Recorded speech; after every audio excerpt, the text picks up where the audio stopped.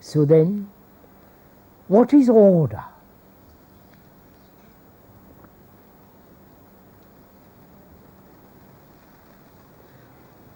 Thought cannot create order, because thought itself is disorder. Would you accept that? Do you see that? Because thought, based on knowledge, which is based on experience, all knowledge is limited, right? This is a fact. And so thought is also limited.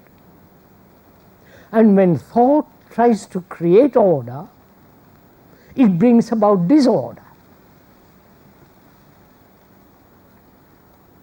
Right? Do we see this actual fact? Not as a theory. Thought has created disorder. That is, it has created disorder through conflict of what is and what should be. Right? The actual and the theoretical. There is only the actual, not the theoretical. And thought looks at the actual from a limited point of view. Right? And therefore, its action must inevitably create disorder. Do we see this as a truth, as a law, or just as an idea? You understand my point?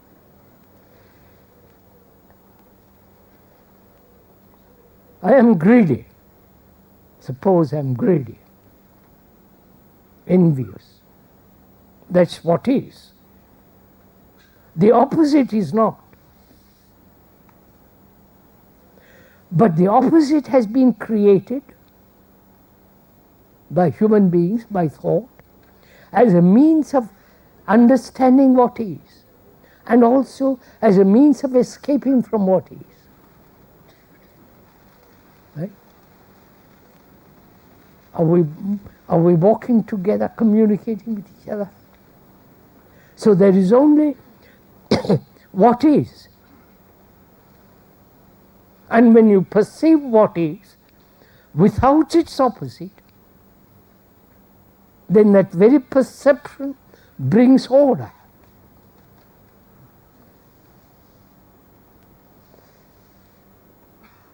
Are we together? As we were saying, our house must be in order.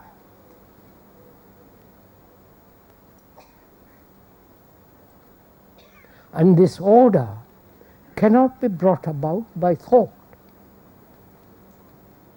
Thought creates its own discipline. Do this, don't do that. Follow this, don't follow that. Be traditional or not traditional, and so on. Thought is the guide one hopes to bring about order. But thought itself is limited, therefore it is bound to create disorder. If I keep on repeating for the rest of my life, I'm a British, or French, or would you like any other nationality? Or a Hindu or Buddhist, whatever it is, that tribalism is very limited. And that tribalism is causing great havoc in the world. Right? We don't go to the root of it, that is to end tribalism, not how to create better wars. So similarly, we are saying order can only come into being when thought, which is necessary in certain areas, has no place in the psychological world. And therefore, in that world itself is in order when thought is absent. You're getting what I mean?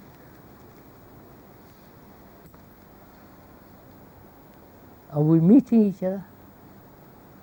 So, meditation, the very word meditation means to measure. Measure between what is and what should be, between what I am and through meditation what I will be.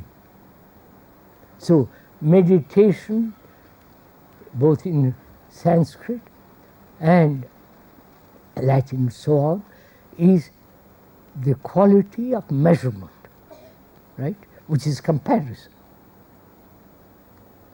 And comparison is disorder. All right? Do you need explanation of that? When I'm comparing myself with you,